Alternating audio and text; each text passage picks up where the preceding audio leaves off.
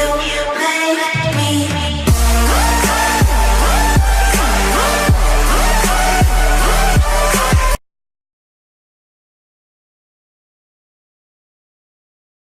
अस्सलाम वालेकुम नाज़रीन, आप लोग देख रहे हैं mix videos YouTube channel. Bollywood film tiger जिंदा है के ट्रेलर ने फिल्म बाहुबली 2 का रिकॉर्ड तोड़ दिया। भारत मीडिया के मुताबिक अदाकार सलमान खान और कतरीना कैफ की टाइगर जिंदा है के ट्रेलर को यूट्यूब पर भरपूर मकबूलियत हासिल हो रही है।